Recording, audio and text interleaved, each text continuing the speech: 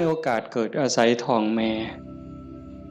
แบ่งปันดินน้ำลมไฟมาเป็นเนื้อเป็นตัวถึงพ่อแม่สิแบ่งดินน้ำลมไฟเป็นเนื้อเป็นตัวเฮาแต่สิ่งที่ตกแต่งให้เฮาเป็นผู้ยิ่งให้เฮาเป็นผู้ชายเป็นคนขี้ร้ายเป็นคนงามเป็นคนโง่เป็นคนฉลาด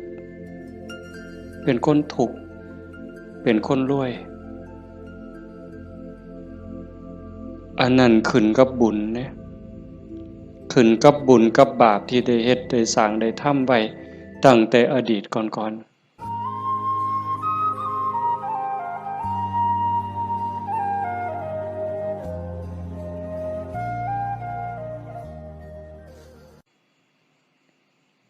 เฮาทั้งหลายจังว่ามีบุญมันมาจากขันธ์แล้วหนีจากนรกพ้นนรกพ้นเปรตพ้นอสุรกายพ้นสัตว์เดรัจฉานได้มาเป็นคนยกระดับจากคนมาเป็นมนุษย์มีศีลมีธรรมเข้าใจในเรื่องเล่าของชีวิตแก้วแหวนเงินทองเฮาก็หาอยู่ประกอบสัมมาอาชีพเลี้ยงปากเลี้ยงท้องเลี้ยงลูกเลี้ยงหลานอยู่2 มื้อ3 มื้อที่เฮามาอยู่ในสวนธรรมเนี่ยขันไปค้าไปขายเด้มันสิได้จักบาท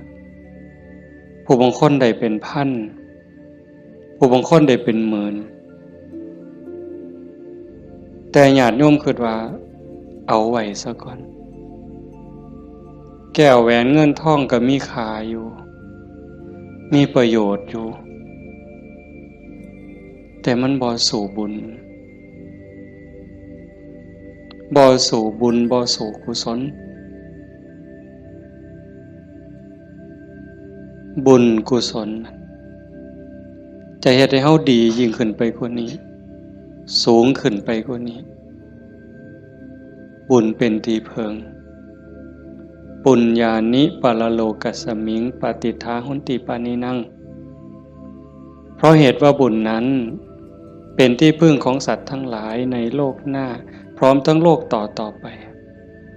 เพิงได้ตั้งแต่วินาทีนี้ตั้งแต่วินาทีที่เฮ็ด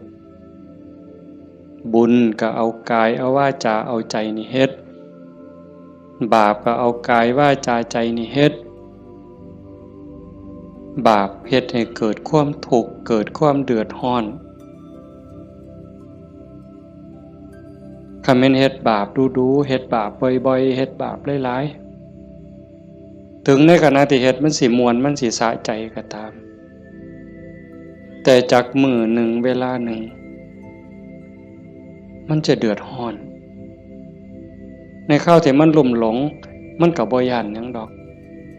อย่างคนไปรักของเขาคนฆ่าเขาเนี่ยฆ่าสัตว์ลักทรัพย์ประพฤติผิดในกามล่วงเกินลูกหลานสามีภรรยาผู้อื่นนอกใจผัวเมียเจ้าของก็แล้วแต่ขี่ตัวใส่หลายป้ายสียุโย่งให้แตกเหล่าสามัคคีตอนเฮ็ดตอนทำตอนกำลังมั่วเมาอยู่นี่ก็บ่ย้านหยังก็คิดว่ามันบ่มีผลแต่บัดฮอดเวลาหนึ่ง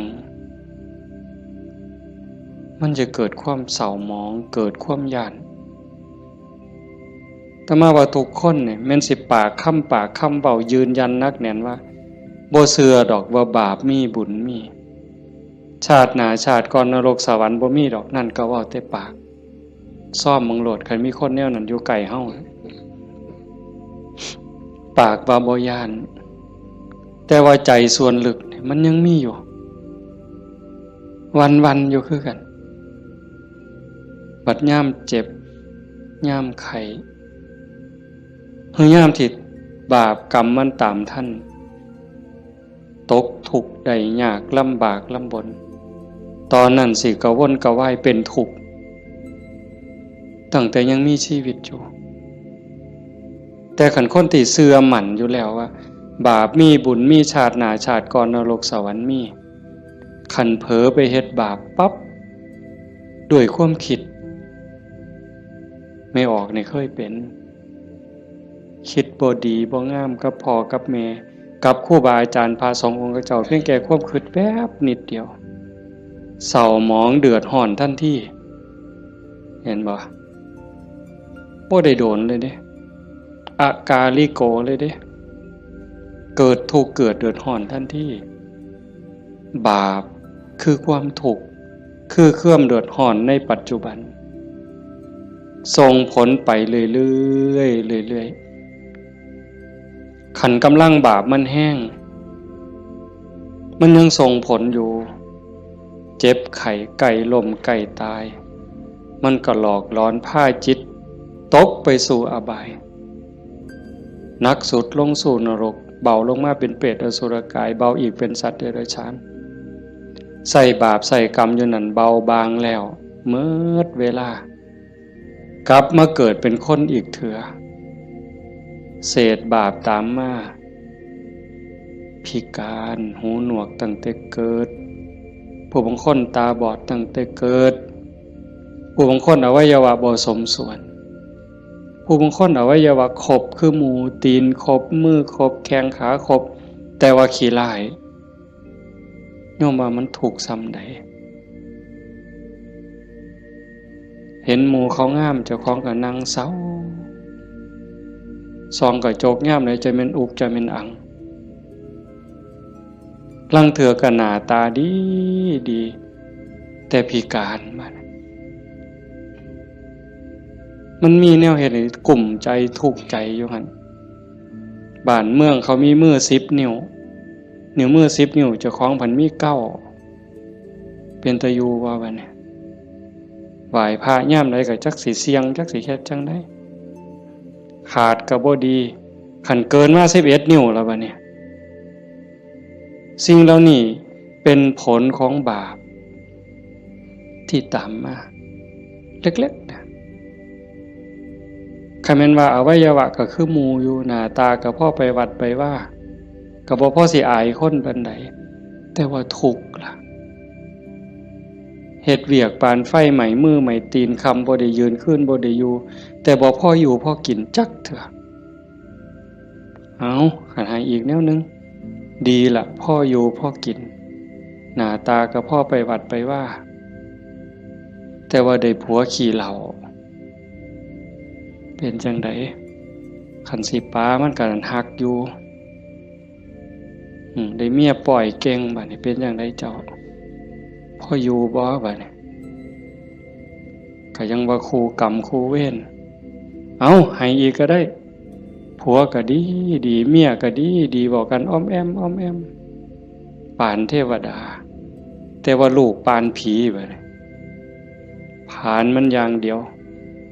นอนก็บ่หลับกลางเว้นก็เป็นทุกข์กลางคืนก็เป็นทุกข์คิดอยากแต่น้ำลูกชายก็พอแห้งแล้วลูกสาวก็พอแห้งแล้วนั่นคือผลบาปแต่บุญล่ะบุญเป็นสื่อของความสุขเป็นสื่อของความดีความงามนำมาซึ่งความเจริญในขณะที่เฮ็ดปั๊บ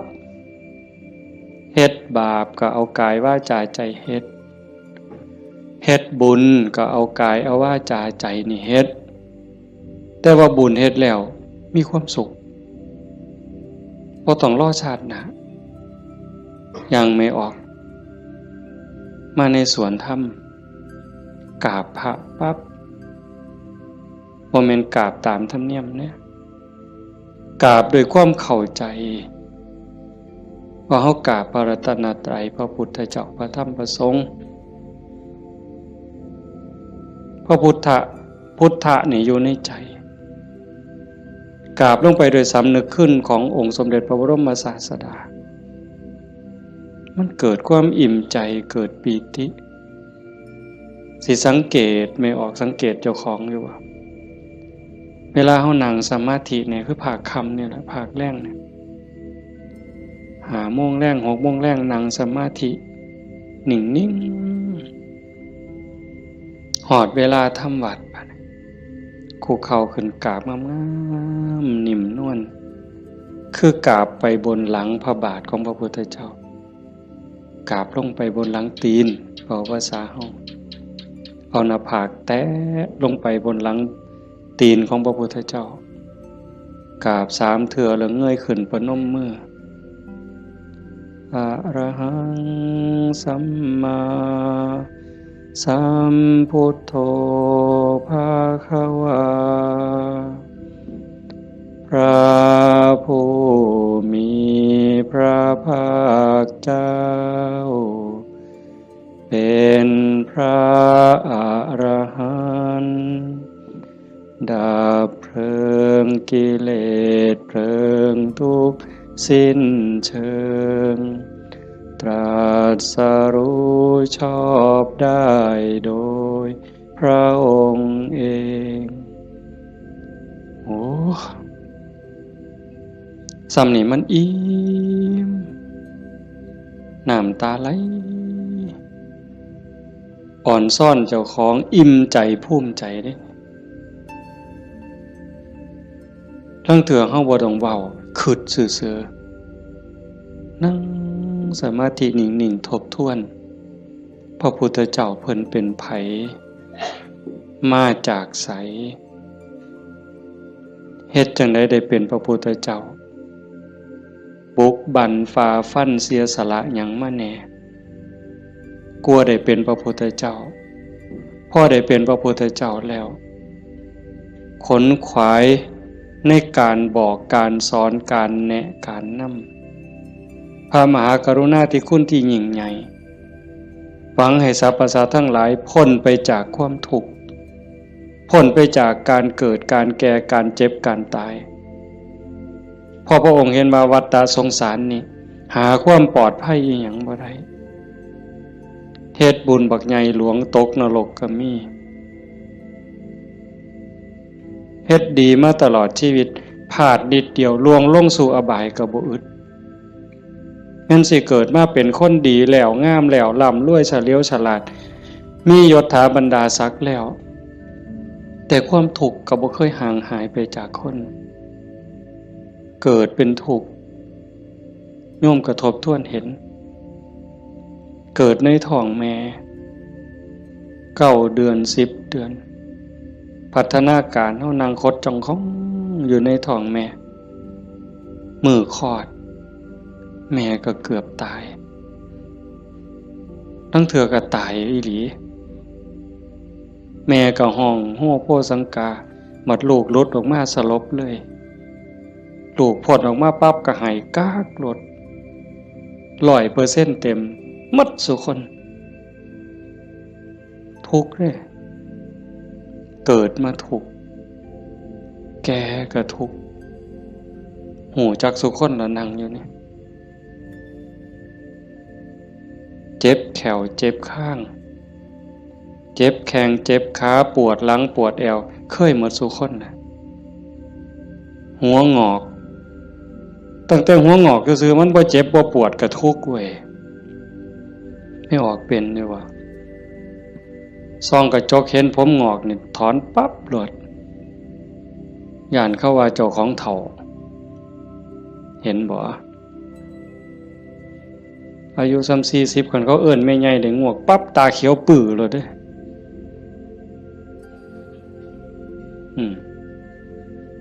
แต่คันอายุ60เขาเอิ้นน่าสาวอายุปานใดล่ะ60ว่าแต่แม่น45หนู กินฮอดข้าวบ่เลย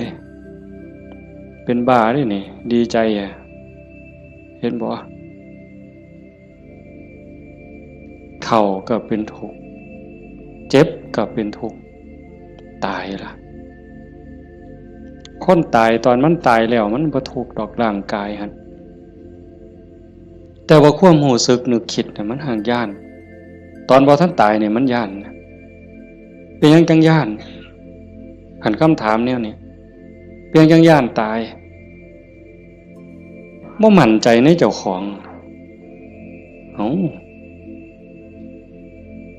ที่จริงกันเฮาเฮ็ดบุญเฮ็ดกุศลสร้างคุณงามความดีไว้เพียงพอมันสิย่านเฮ็ดหยัง อาตมาคือกันอาตมาย่านตายไม่ออกยังย่านตายอาตมาย่านอาตมาตกนรกนี่หม่องมันแมนอีหลีบัดนี้คันว่าตายปั๊บอาตมาจะไปเกิดเป็นเทวดามีสวรรค์วิมานกว้างใหญ่มีบริวารล้อมหน้าล้อมหลังมีทิพย์หมดจังสิไปเกิดเป็นพรหมจังสิไปย่านเฮ็ดหยังบัดนี้ก็สามเฮาสิหนีจากบัวข้วยนอนจะขี่ตมจะขี่งัวขี่ข้วยไปขึ้นปราสาทมีเครื่องหอมเครื่องท่ามีความหอมเต็มสะดวกสบายเฮาก็บ่ได้ย่านแต่นี่มันสิตกลงไปหลายกว่าเก่าเนี่ยมันก็เลยย่านแม่นคือบ่อาตมาบ่ฮู้ดอกโยมก็คิดเอาเองว่าโยมย่านคืออาตมาบ่ตายมันทุกข์ลางเทื่อก่อนตายเนี่ยญาติโยมนี่คนประพฤติปฏิบัติธรรมไปร่วมงานศพดูๆไปเยี่ยมคนป่วยบ่อยๆนี่ได้น้อมธรรมเข้ามาใส่ตนซ้ำใดเห็นคนเจ็บคนป่วยทรมานโอ้ยบัดฮอดข้าวเจ้าของสิเป็นจังไดน้อคือดูเพราะพระพุทธเจ้าเพิ่นบอกว่าโอปัญญิโกควรน้อมเข้ามาใส่ต้นเลือกได้อยู่บ่ล่ะโยมโอ้ยผู้ขาสิเลือกเอาตายด้วยโรคอันนี้ดอกสิเอาไหลตายดอกเอาง่ายที่สุดแล้วเด้นี่เอาวะกินข้าวอิ่มๆกับลูกกับผัวกับเมียแล้วนอนหลับแล้วตายไปเลยนี่ง่ายที่สุดแล้วเอาวะยังบ่ทันหันเอาอยู่เด้นี่ขนาดพิธีที่ดีที่สุดสบายที่สุดล่ะเด้ขันไปเว้าถึงพวกเจาะข้อหายใจบ่ได้เจาะข้อพวกท่านก็ป้อนอาหารทางสายยางเจาะสวงเอาเงี้ยวออกบัดนี้เลือดก็ใส่ทั้งแขนข้างนึงน้ำเกลือก็ใส่แขนข้างนึงออกซิเจนงุ่มดังอีกเจาะสวงเอาน้ำออกบัดนี้อุ้ยผู้ใดคิดว่าเจ้าของสิบ่ถูกแนวนั้นแน่อยู่นี่ยกมือขึ้นเบิ่งบ่มีหลักประกันหยังเลยพระพุทธเจ้าเป็นผู้มีพระมหากรุณาธิคุณคิดเห็นบุญคุณของพระองค์เที่ยวบอกเที่ยวสอนจากป่าสู่ป่าจากเขาสู่เขาจากกระท่อมของคนขอทานฮอดปราสาทราชวังของพระราชามหากษัตริย์คิดเห็นบุญคุณของพระองค์จังซี่เฮาได้มาเฮ็ดนำทำตามมันเป็นบุญแน่ๆคิดพ่อคิดเห็นนั่งสมาธิพิจารณาไปเกิดอิ่มใจพอใจสุขใจเดียวนี้คิดเบิ่งเจ้าของมันถึงสิเกิดบ้านนอกคอกหน้าบ้านป่าคาดอนบ่ร่ำรวยเป็นแสนเป็นล้านคือเพิ่นแต่ว่าเฮามีวัดมีครูบาอาจารย์มีพี่มีน้องที่รักศีลรักธรรมเฮามีสัมมาทิฏฐิมีความเห็นถูกเห็นตรงตามคำสอนพระพุทธเจ้าอย่างน้อยๆนี่เชื่อว่าบาปมีบุญมีชาติหน้าชาติก่อนนรกสวรรค์มีเฮ็ดดีก็ย่อมได้รับผลดีเฮ็ดชั่วก็ย่อมได้รับผลชั่วพระพุทธศาสนาสอนเรื่องเหตุเรื่องปัจจัยเพราะสิ่งนี้มีสิ่งนี้จึงมีหวานพืชจังไดก็ได้ผลจังซั่นอ่อนซ่อนเจ้าของภูมิใจในเจ้าของแม่นสิเกิดบ้านนอกคอกหน้าทุกข์ยากปากหมองบ่ร่ำบ่รวยบ่สวยบ่งามแต่เฮามีโอกาสได้เข้าวัดได้มีโอกาสปฏิบัติธรรมเป็นผู้บ่ประมาทได้ยินเสียงปากเสียงเว้าของครูบาอาจารย์น้อมนำลงสู่การประพฤติปฏิบัติซ้ำนี่เฮากับพ่อแห้งอ่ะเนี่ยโยมเป็นบุญล่ะนี่เกิดปีติเกิดความอิ่มใจแล้วก็ตั้งตนในความบ่ประมาทอีกอันนี้หมายถึงบุญเฮ็ดปั๊บก็เกิดความสุขใจอิ่มใจปั๊บขันเฮ็ดเรื่อยๆเฮ็ดบ่อยๆเฮ็ดดูๆจิตนึกตั้งแต่ถึงคุณงามความดี บัดเจ็บบัดป่วยบัดไข้บัดหนาวบัดสิลมสิตายนิมิตที่มันดีมันงามนำพาดวงจิตดับปุ๊บไปสู่สุคติขันมันเฮ็ดดู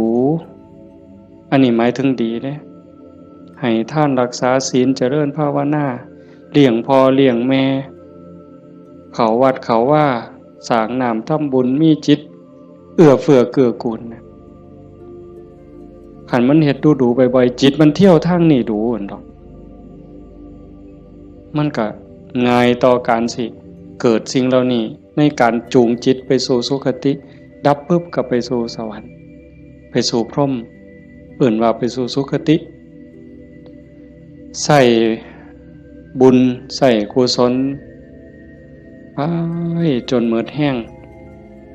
ของบุญของบาปของบุญของกุศลส่วนนั้นหมดเวลาขันบ่ท่านถึงความเป็นพระอริยเจ้ากลับมาเกิดเป็นคนอีกเถื่อบัดนี้ ผลบุญพามาเกิดเป็นคนเศษบุญตามมาปุ๊บรูปร่างหน้าตาผิวพรรณสวยสดงดงามมีความอ่อนน้อมอ่อนโยนมาแต่ต้นเกิดในตระกูลสูงเชื่อผู้ดีให้ทานมาหลายๆด้วยจิตศรัทธารวยตั้งแต่เกิดแต่มาว่ามาหลายปีแล้วว่าขันคนให้ท่านด้วยความศรัทธาด้วยความเลื่อมใสเฮ็ดด้วยความจริงใจผลมันให้รวยบางเทื่อรวยตั้งแต่เกิดบ่ทันมื่นตาซ้ำ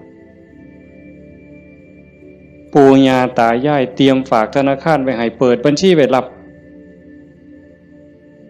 เป็นร้อยล้านพันล้านล่ะเห็นบ่ล่ะนั่นคืออานิสงส์ของศีลของทานของบุญของกุศลสวยรวยสวยผอมงามผอมรวยผอมฉลาดผอมโรคภัยไข้เจ็บหน่อยอายุยืนมีคนเคารพนับหน้าถือตาเว้าหยังคนก็เชื่อถอยฟังคำผู้ใดบ่อยากได้เนี่ยก็ 100% ทุกคนอยากได้แต่ว่าอยากซื่อๆมันบ่ได้แบบนั้นต้องเฮ็ดต้องสร้างเหตุปัจจัยแต่ว่าคนไทยในปัจจุบันเนี่ยอาตมาว่าก็กำลังหลงทางไปไกลคือกันมองจังหนึ่งก็คือศาสนาพุทธเจริญ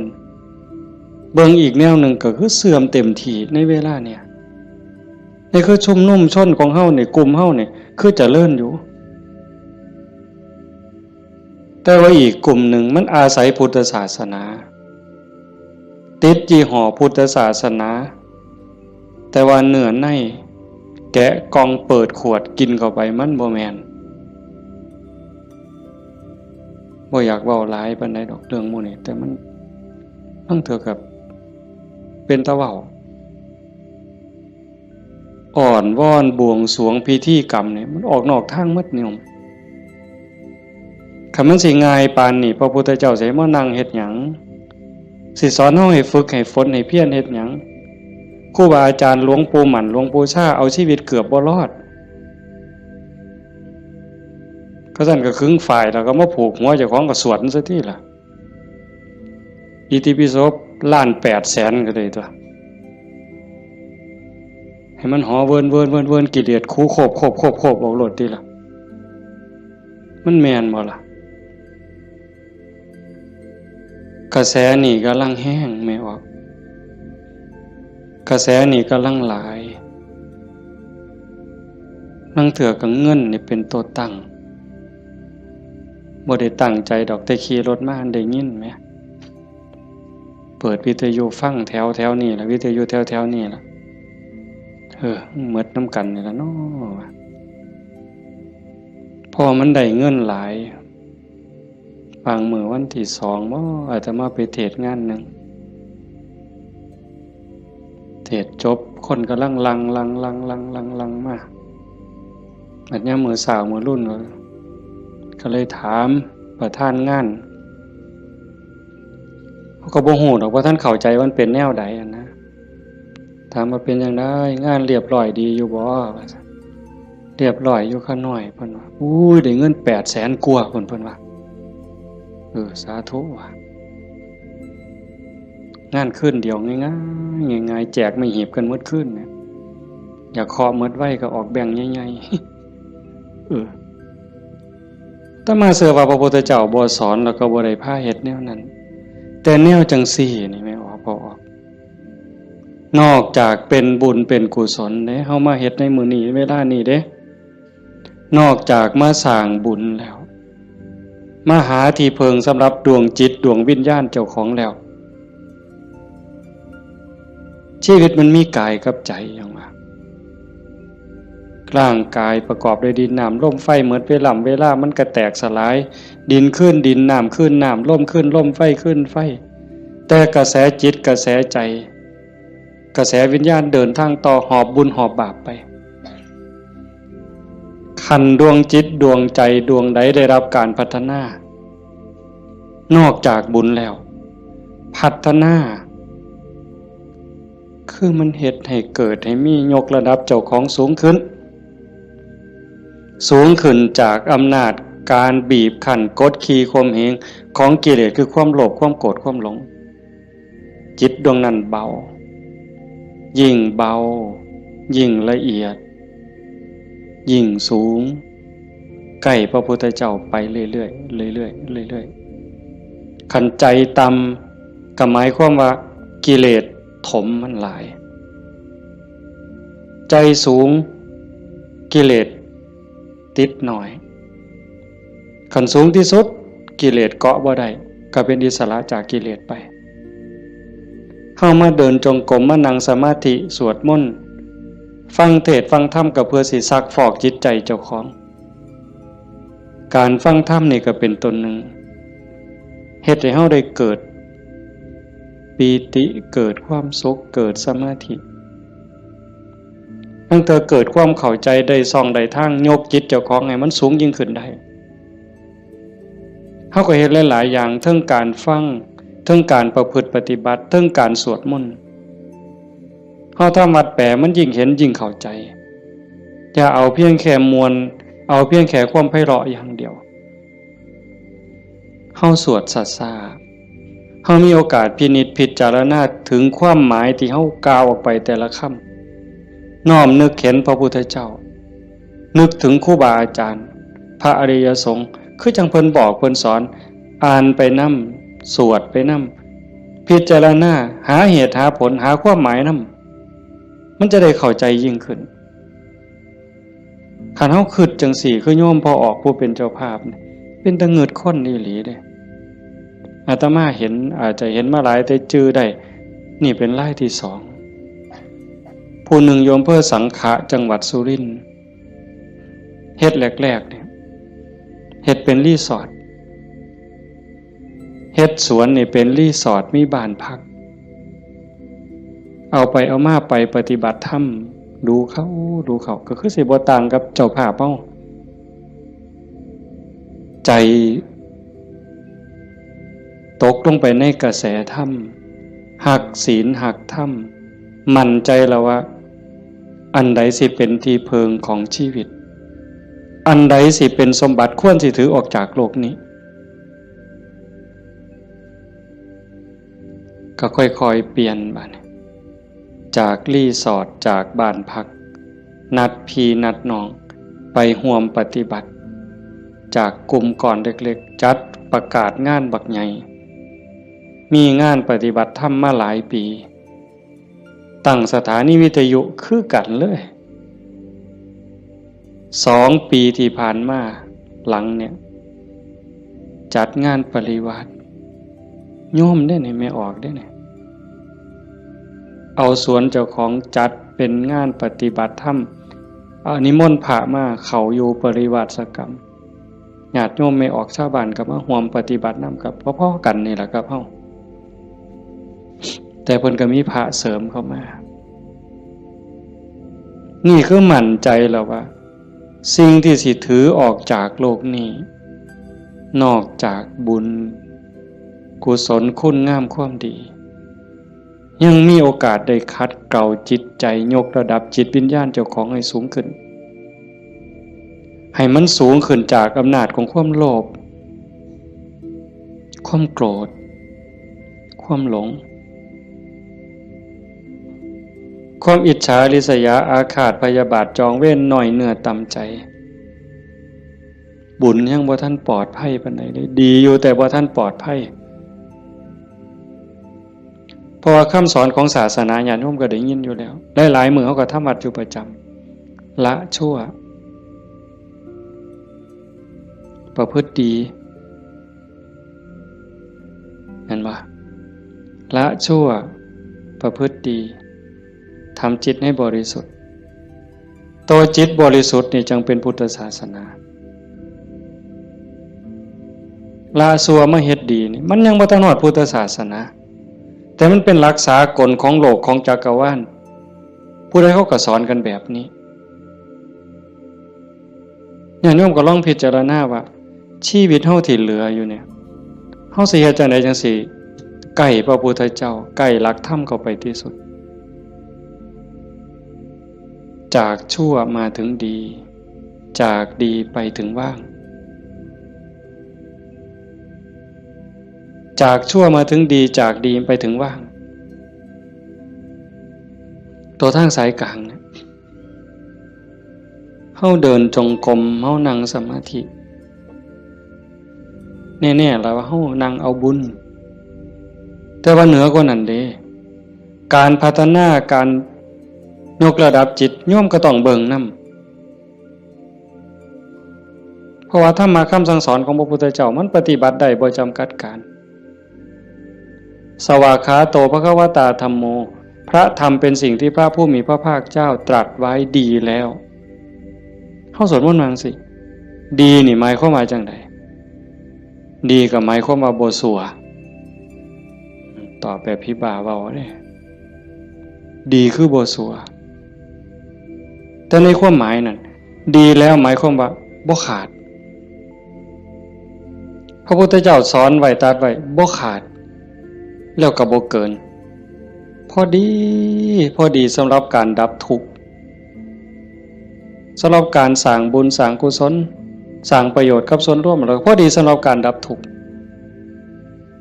บ่ต้องเติมเข้าไปอีกแล้วก็บ่ต้องเอาออกคำสอนเนี่ยบ่ต้องเอามาเติมคันพวกมาเติมกลายเป็นสัตว์ทำปฏิรูปเป็นของปลอมไปมองศาสนาสิฟั่นเฟื่อนมองเฮาสิหลงทางเสียเวลาของชีวิต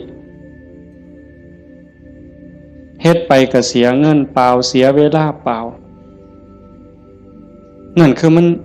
เป็นสัตว์ทำปฏิรูปเป็นของเกินเป็นของไร้สาระแต่ว่าเติมเข้ามางัดใส่พระโอษฐ์ของพระองค์ว่าอันนี้พระพุทธเจ้าตรัส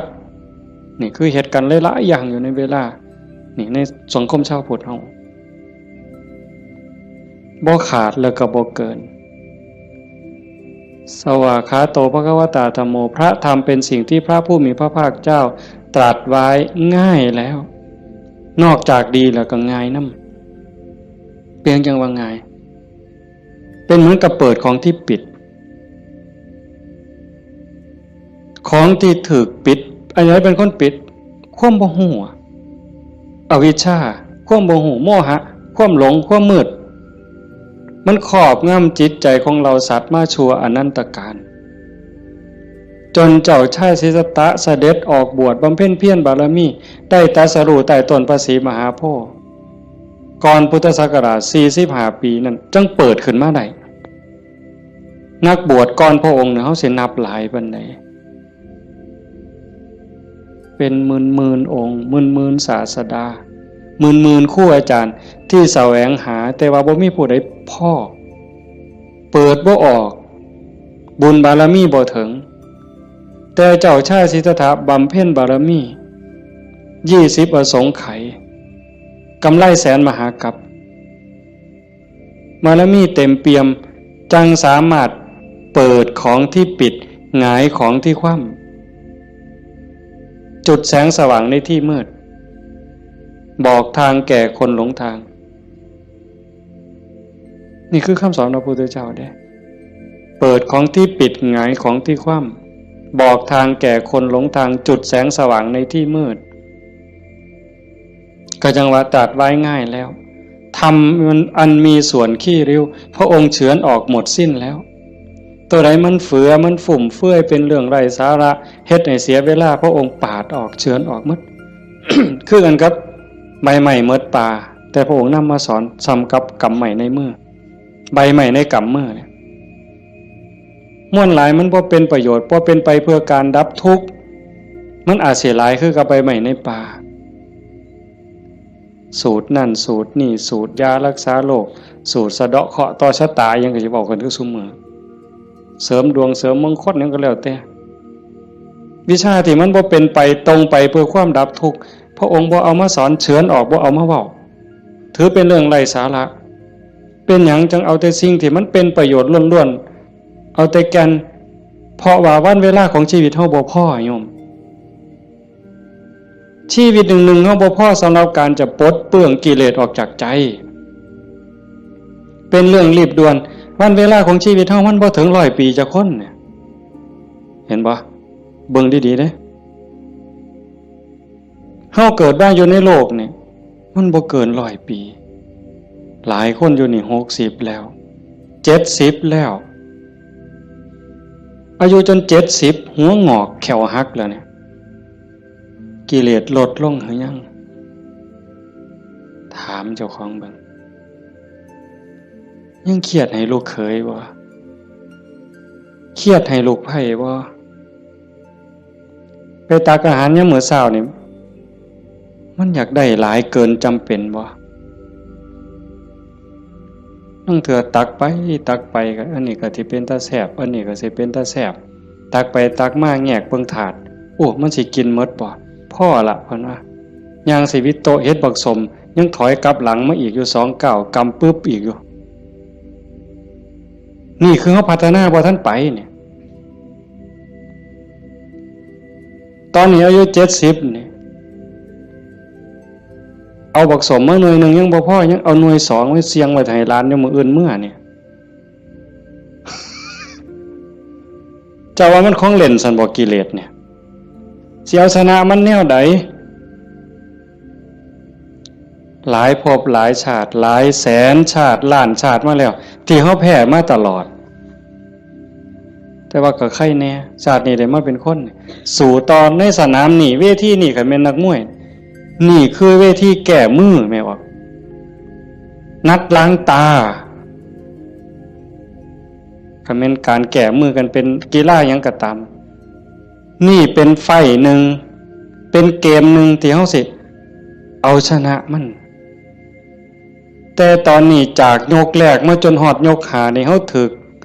มาสะบักสะบอมเนี่ยนับ8ก็หลายรอบแล้วอีกบ่ถึงนาทีแล้วเด้มันสิหมดยก5นี่สิหวังน็อกอยู่บ่เจ้าสิถึกศอกกลับเขามิดอ้อยซอยอีกยกนึงบ่จักนี่ต้องมึงให้เห็นเนี่ยจังว่าพระพุทธเจ้าเพิ่นเฉือนออกหมดสิ้นแล้วเอาแต่เรื่องทุกข์เรื่องดับทุกข์จ่อเข้ามาคันเอาว่าท่านเข้าใจซ้ำนั่นอ่านความรู้สึกเจ้าของมันเฮามาเดินจงกรมนั่งสมาธิซ้ายย่างเนาะขวาย่างเนาะสิย่างพุทโธก็แล้วแต่ย่างเฮ็ดหยังอาตมาอาจสิเว้าบ่ถูกเด้ญาติโยมอาจจะเข้าใจกว่าอาตมาก็เว้าไปตามบ่าซั่นเนาะย่างเพื่อฝึกสติเพื่อเพิ่มความถี่ของสติสัมปชัญญะสติคือความระลึกได้สัมปชัญญะคือความรู้ตัวฝึกบ่อยเฮาเผลอนี่เอาวันนี้เรื่องบุญน่ะมันของตายอยู่แล้วไม่ออกบ่ออกเรื่องบุญน่ะของตายเพียงแค่เฮาตั้งอกตั้งใจมีศรัทธามาเฮ็ดในบุญของตายมันได้อยู่แล้วจากชั่วมาถึงดีจากดีมาถึงว่างจากบาปมาถึงบุญจากบุญไปถึงว่างเนี่ยบุญของตายเฮาเพียงแค่มีศรัทธามานี่มันมหาศาลแล้วบุญเป็นต้นหนุนแต่เฮาสิเอาดีกว่านั้นบ่คันเจ้าดีกว่านั้นทุกอย่างก้าวที่เฮาย่างซ้ายหูว่าซ้ายขวาหูว่าขวาคันสิเอาขวาพุทธซ้ายโทก็ให้ฮู้อย่าให้จิตออกนอกปกติคนเฮานี่จิตมันสิส่งออกนอกย้อนไปอดีตบ้าง มื้อวานมื้อก่อนปีกาย10 ปีก่อนยังเอามาคิดดีบ่ดีก็ให้คือเห็นแนวเป็นตะทุกข์หลายเศร้าหลายนอนให้คือเห็นตั้งแต่10 ปีก่อนพุ่นอันนี้ก็บ่แม่นคิดไปคิดมาเห็นตั้งแต่อดีตได้ตามใจเฮ็ดอันนั้นก็แม่นหมดแน่นหมดถูกใจเจ้าของหมดนอนหัวยุ่มอยู่อันนี้ก็บ้า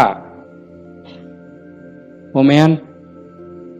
คันบ่อยู่กับอดีตบ่นี่พูดอนาคตมื้ออื่นมื้อนี้ผู้เขาหดบ่นอพูนย่านผู้เหี่ยวมึงดิล่ะอีหล่าหลานน้อยมันสิคิดฮอดแม่ใหญ่มันบ่นอ ไปดอกเด้อันนั้นอันนี้มันสิได้เป็นจังซี่บ่เกิดความวิตกกังวลไปข้างหน้าอันนี้ก็บ่แม่นการประพฤติปฏิบัติพระพุทธเจ้าเพิ่นบอกให้อยู่ในปัจจุบัน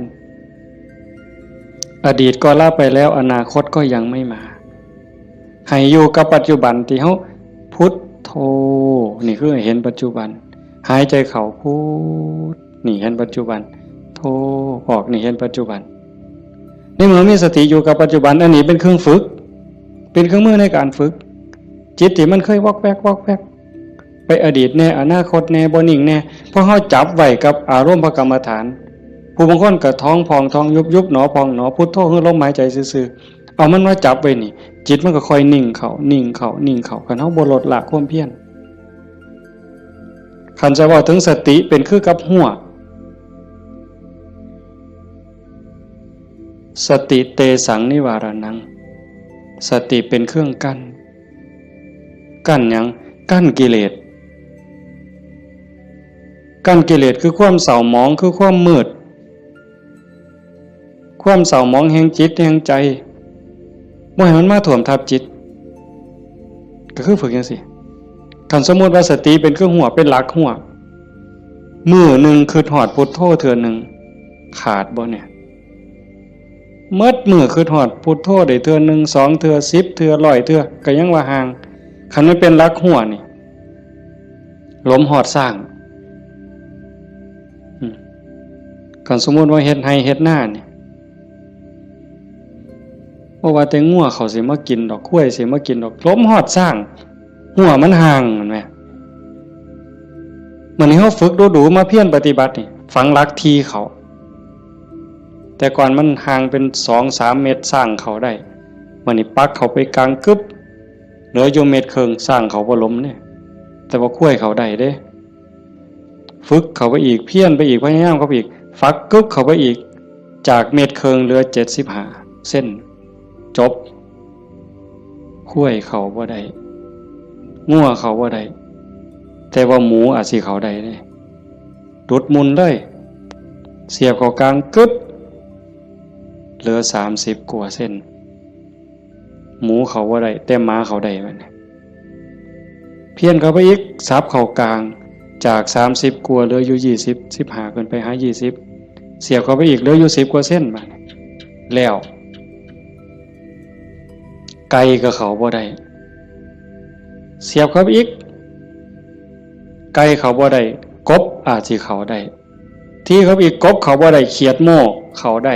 ที่เขาอีกเขียดโม่เขาบ่ได้เขาได้แต่เขียดแค่หน้า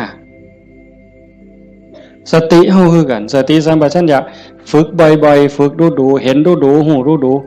ๆมันก็จะเป็นความชำนิชำนาญความระลึกรู้ระลึกเห็นบ่อยๆเกิดขึ้นอยู่ในปัจจุบันบ่อยๆบ่ได้แวบไปสู่อดีตบ่ได้แวบไปสู่อนาคตเกิดความตั้งมั่นเกิดความมั่นคงสติสัมปชัญญะสมาธิความตั้งมั่นได้บัดสมาธิคือความตั้งมั่นแห่งจิตบ่วอกแวกปัญญารอบรู้ในกองสังขารที่มันมาหลอกจิตสังขารกลางกายก็อีกอย่างนึงสังขารคือจิตใจก็อีกอย่างนึง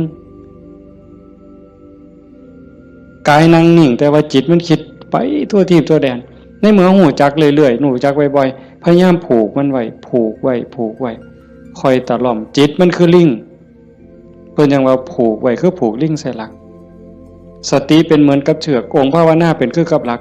มันสิดื้อปานใดลิงมันดื้อไปโลดมันไปบ่ได้จักหน่อยมันก็ล้ามันก็ซ่าลงจักหน่อยก็นั่งจิตเฮาคือกันเฮาบ่เครียดดอกมันไปก็ปล่อยมันไประลึกได้ปั๊บก็กลับมาใหม่ระลึกได้ปั๊บกลับมาใหม่ดูเขามันก็มีทางมันก็เป็นความชินของมันอยู่จักหน่อยก็นิ่งได้พอแต่มันนิ่งมันอิ่มแน่ไม่ออกก็สิเคยเห็นหลายคนนั่นล่ะเก่งกว่าอาตมาล่ะนั่งอยู่นี่ซ่อมเบิ่งเนี่ยเกิดความอิ่มใจสุขใจคันเฮ็ดดูบ่อยๆอย่างเฮาเบิ่งท้องพองท้องยุบเห็นคักๆขณะที่ท้องพองขึ้นปุ๊บทอเส้นผมปุ๊บขึ้นมาก็เห็นยุบลงปุ๊บทอเส้นผมนี่ก็เห็นหายใจเข้าหายใจออกคือกันในนี่มันก็มีการเกิดดับเห็นอยู่ในเมื่อนี้ทั้งสัตว์ปั๊บเกิดปีติเกิดความสุขเกิดอิ่มใจอันนี้เล็กๆดอกของเล่นน้อยๆขนาดบางเถื่อเฮาเฮ็ดดูบ่อยๆจนได้หูจักมันแน่แล้วบัดเกิดมื้อนึงเวลานึงเฮามีเรื่องต้องคิดต้องอ่าน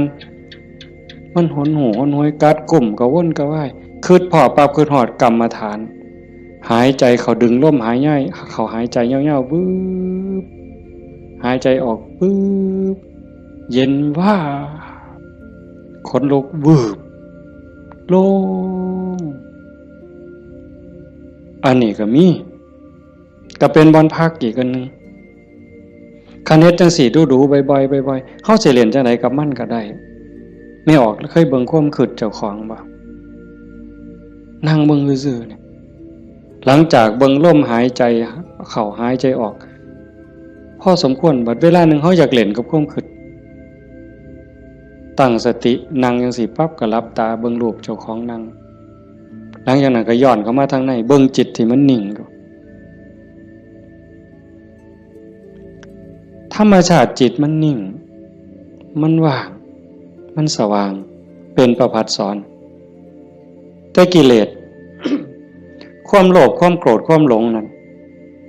มันเป็นแขกมาเยี่ยมมาเยือนชั่วคู่ชั่วข้าวเยี่ยมแล้วก็ไปเยี่ยมแล้วก็ไป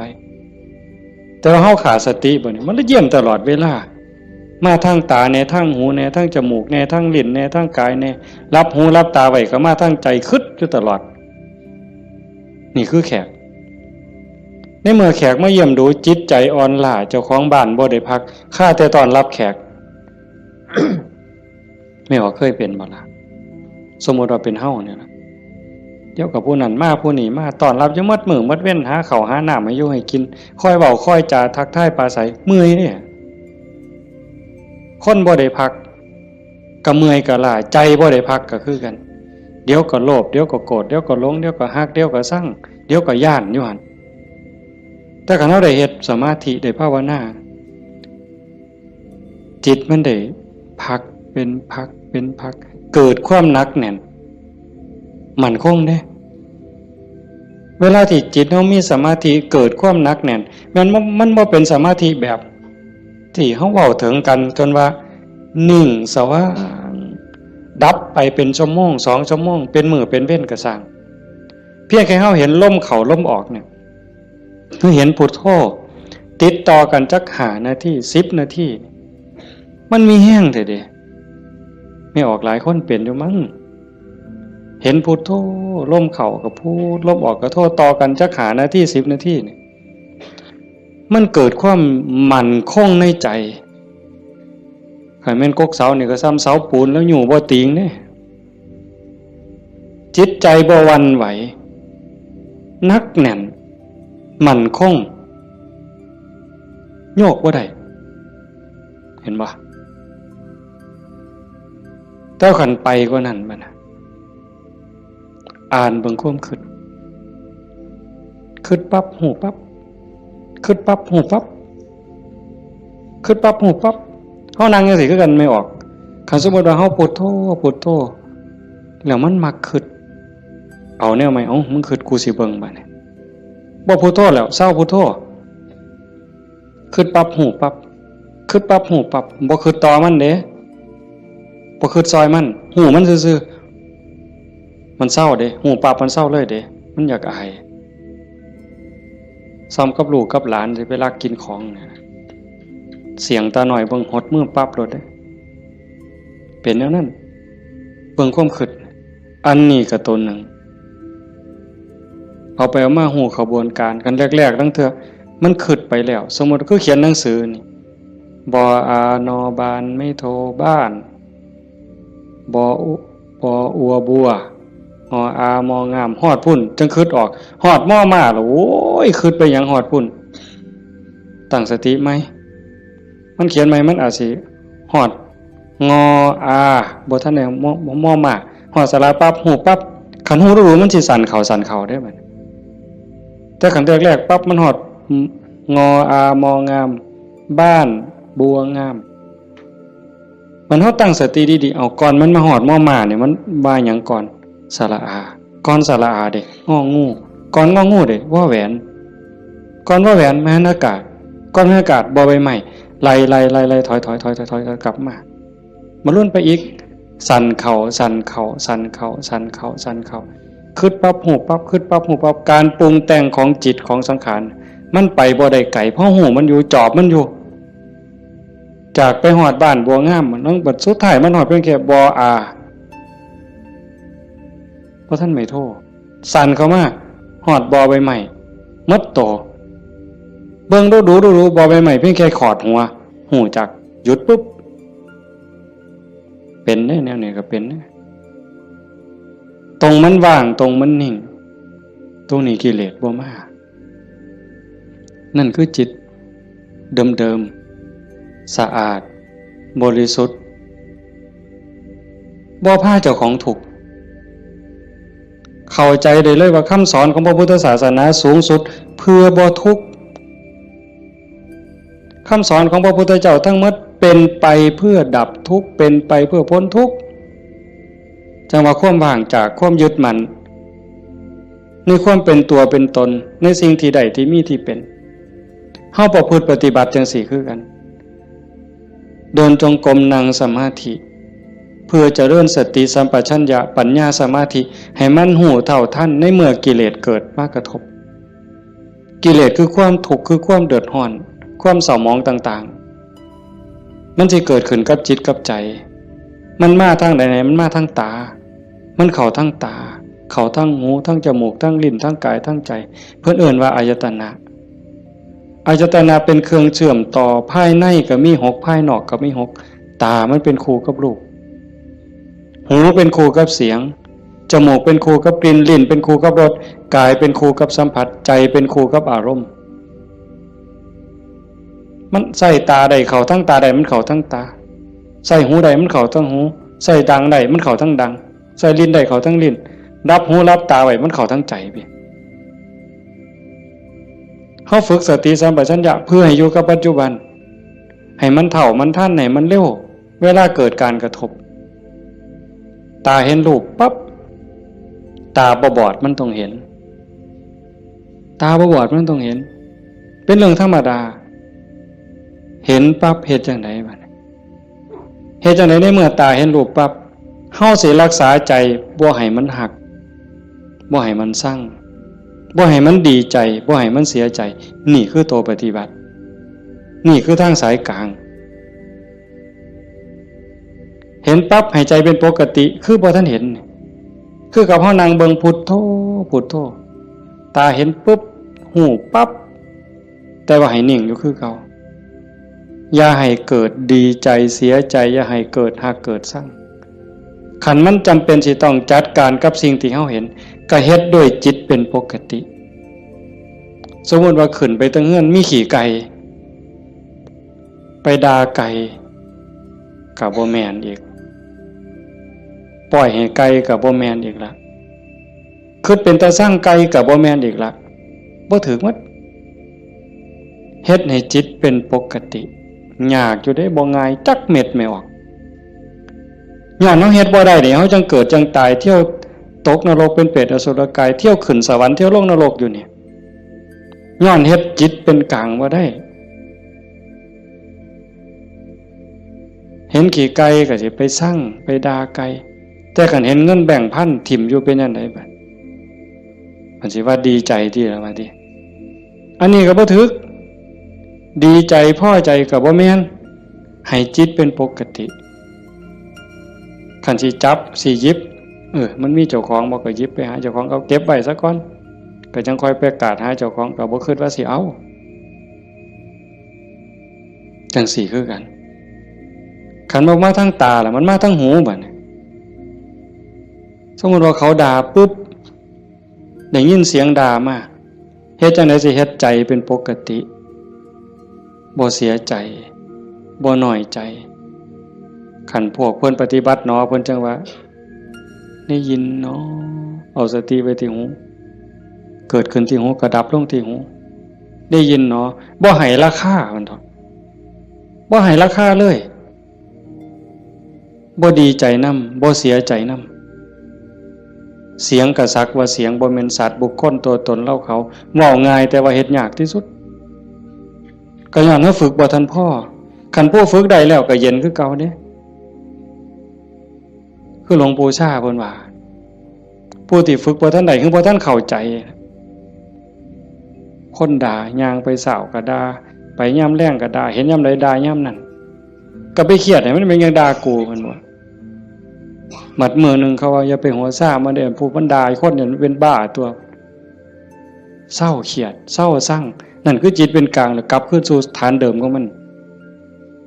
คันเขาให้เขาด่าเขาจมให้เฮาบ่ฮู้ท่านว่างจิตบ่เป็นก็ไปเครียดไปขมหาทางตอบแทนสิเอาขึ้นจองกรรมจองเวรไว้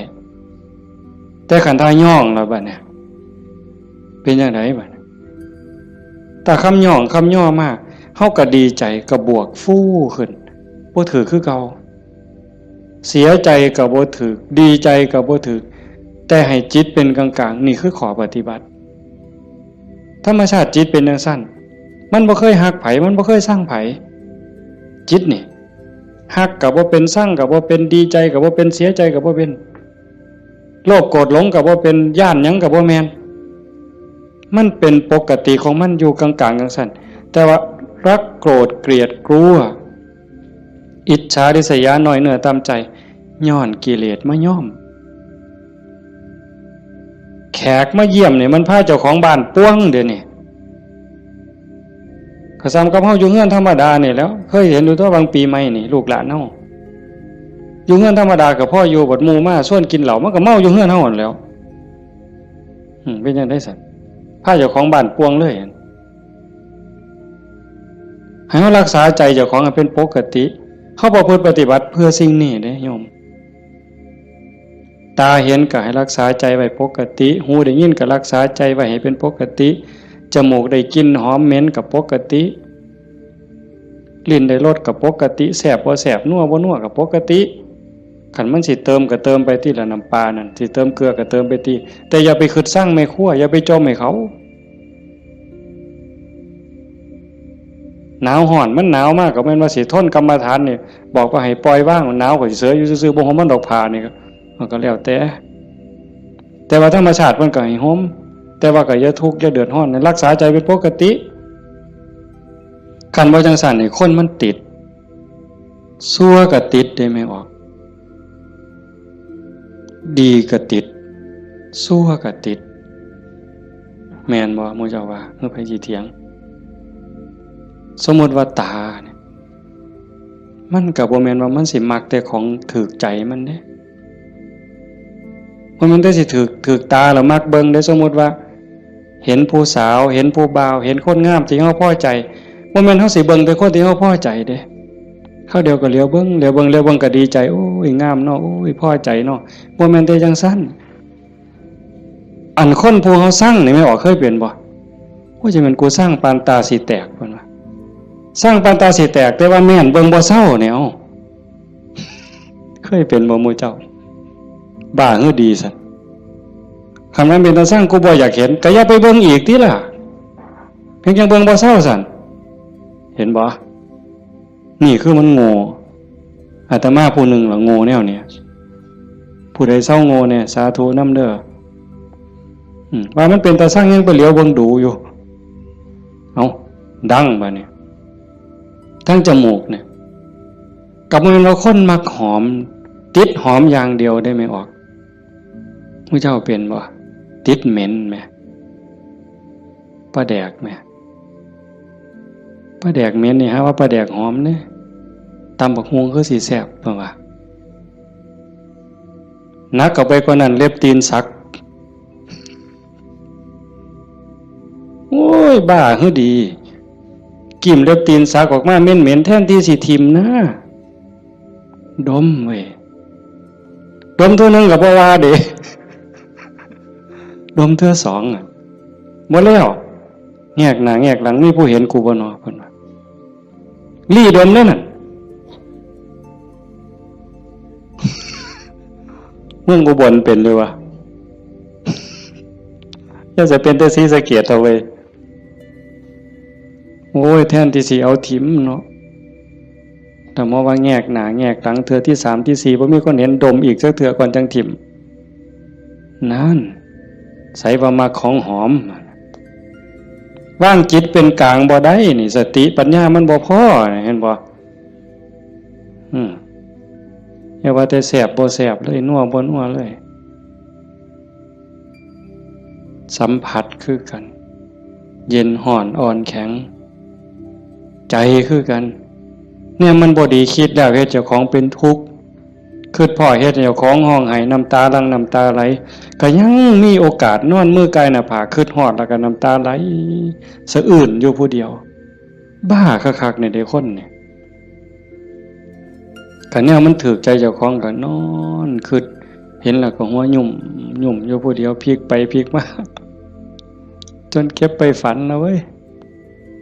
นี่คือจิตมันฝึกบ่ทันใดไม่ออกโยมพอออกเพิ่นพาเฮาเฮ็ดงานปฏิบัติธรรมเสียเวลาย่อมสละสถานที่เงินทองพร้อมเพื่อเอาบุญให้เจ้าของส่วนหนึ่งแล้วก็เพื่อยกระดับจิตใจเจ้าของส่วนหนึ่ง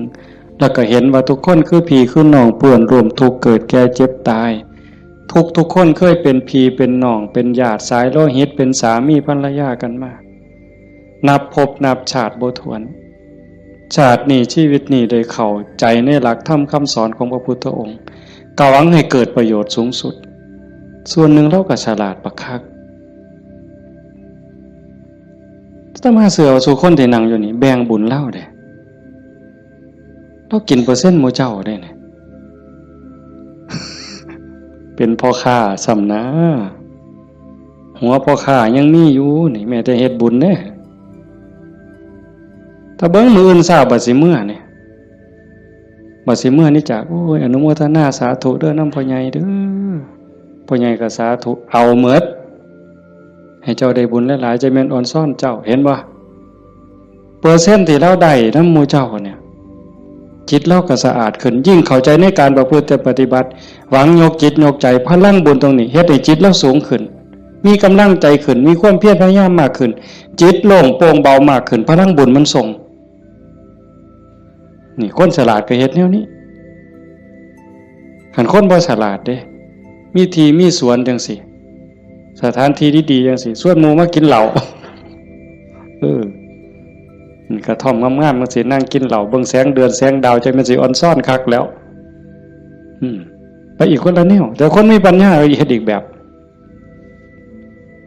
นั่นว่าการประพฤติปฏิบัติเป้าหมายสูงสุดก็คือขนกิเลสออกจากใจความโลภความโกรธความหลงความหักความชั่งความเกลียดความกลัวอิจฉาริษยาอาฆาตพยาบาทจองเวรน้อยเนื้อต่ำใจโยมสังเกตใจเจ้าของให้มันเห็นขันบ่เห็นตรงนี้ก็งมอีกโดนเติบได้กิเลสมันเกิดอยู่ใจเนี่ยคุณธรรมก็เกิดอยู่ใจเนี่ยนรกก็อยู่ใจสวรรค์ก็อยู่ใจเนี่ยเฮาสิให้อีหยังเกิดมันเกิดได้เทื่อละอย่างไม่ออก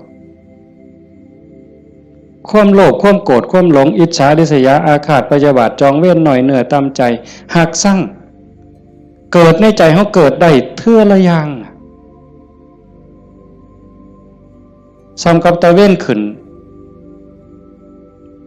แจ้งมืดจักไปใส